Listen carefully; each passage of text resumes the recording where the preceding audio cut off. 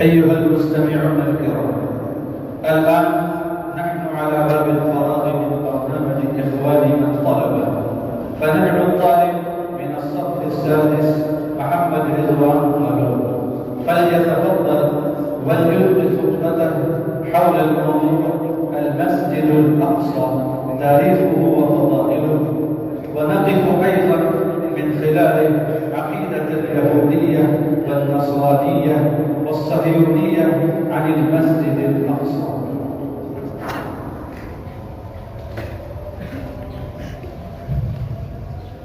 الحمد لله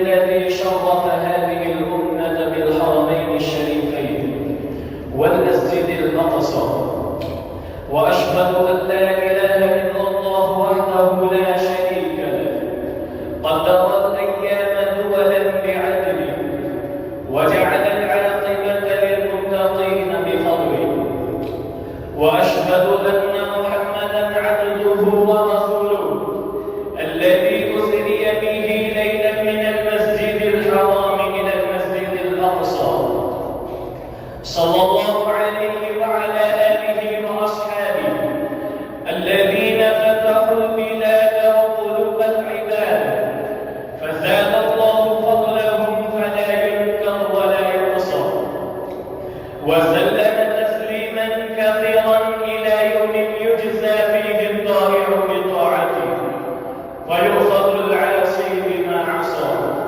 أما بعد، فحضرة رئيس هذه الحفلة الميمونة والضيوف المبجلون والأساتذة المكرمون وزملائي في الدروس، أقدم بين أيديكم خطبة وجيزة حول الموضوع المسجد الأقصى. إخوتي في الدين، إن عز الأمم وعنوان رفعتها ورمز خلودها وعلو مكانتها إنما يقاس بتعظيمها لحرماتها ودفاعها عن مقدساتها والتزامها بدينها الحق وأداء حقوق الخلق. وإن أمتنا الإسلامية قد وهبها الله هبات ومزايا وفضلها على العالمين من بين البرايا، فأنزل إليها أفضل الكتب وأرسل إليها صفة الرسل وجعل دينها الإسلام أكمل الأديان وخاتمها، وشرفها بأفضل الأماكن والبقاع وأتمها. ومما شرف الله به هذه الأمة الخيرة القدس الشريف والمسجد الأقصى المبارك في البقعة التي بارك الله فيها، فهي مهد الأنبياء ومهوى الأولياء ومهاجر أبينا إبراهيم عليه السلام.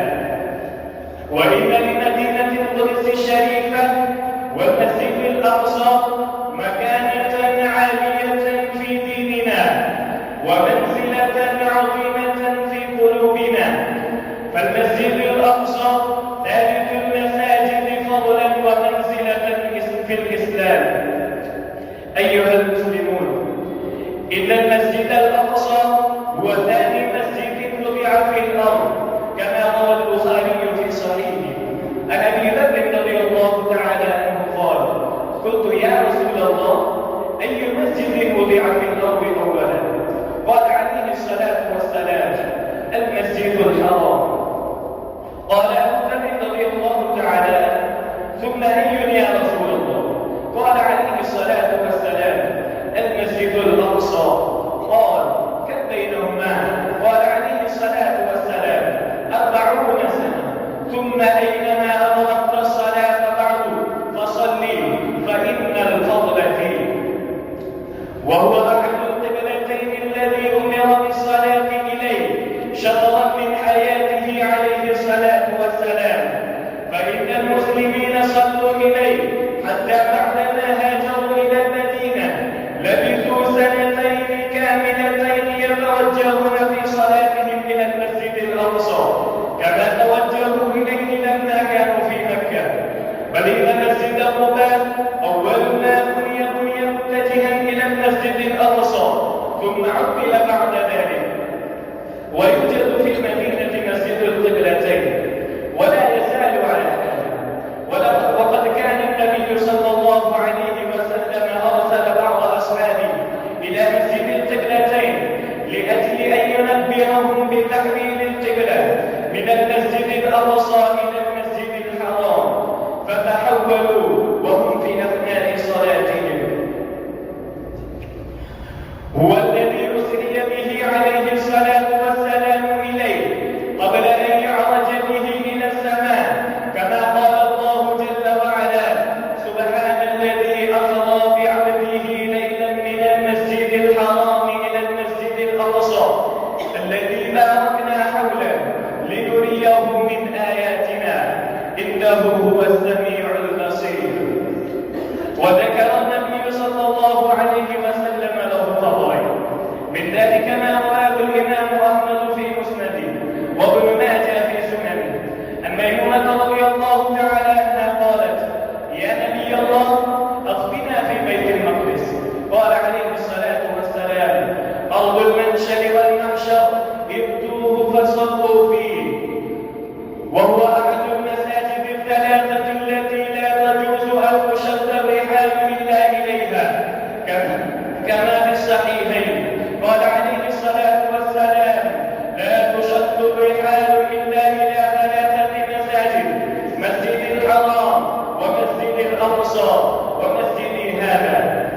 أيها الأمة الإسلامية، وقد مضت أكثر من 70 سنة على احتلال المسجد الأقصى المبارك، فقد احتلها الإسرائيل لهدم المسجد الأقصى المبارك، لا قدر الله بذلك، وبناء هيكل سليمان على موضعه.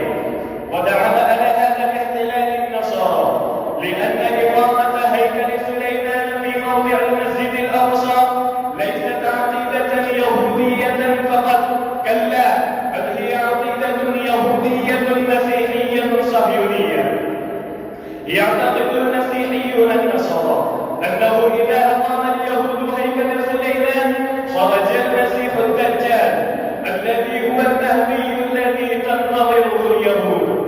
وهم النصارى يعتقدون إذا خرج المسيح الدجال خرج المسيح عيسى بن مريم، ويعتقدون أنه إذا خرج المسيح عيسى بن مريم فقد بدأت الألفية السعيدة للنصارى، وعندها ستقوم معركتها المجدود التي على أساسها يقتل النصارى جميع المسلمين ويقتلون اليهود أيضا. فلهذه العقيدة الباطلة يحرص النصارى على نصرة اليهود ويدعمونهم بالمحافل الدولية ويمدونهم بآلاف المليارات من الأموال. أيها المسلمون، إنما يفعلون ذلك لاعتقادهم أنه ببقاء دولة إسرائيل يبقى النصارى، وسقوط إسرائيل يسقط النصارى، وأن إسرائيل الآن تقوم بخدمة جليلة لهم، وهي التعجيل بخروج المسيح عيسى بن مريم بالاعتداء على الفلسطينيين وزعزعة بناء المسجد الأقصى المبارك، ثم بناء هيكل سليمان الذي يعجل بخروج المسيح الدجال. وصدق الله تعالى إذ قال: والذين كفروا بعضهم أولياء بعض. أخيرا أدعو الله تبارك وتعالى أن يخذل اليهود والنصارى والمشركين وينصر المسلمين في كل بلاد، ويوفقنا جميعا أن نبذل قصارى جهودنا لتحرير المسجد الأقصى المبارك. آمين يا رب العالمين. وعلى هذا أكتفي، والسلام عليكم ورحمة الله وبركاته. अल्लाह ताला हम सबको इस रात में कबूल फरमाए। तकरीर पेश करने वाले इस तालिब इल्म को उसके साथियों की तरफ से इनाम मौसूल हुआ है।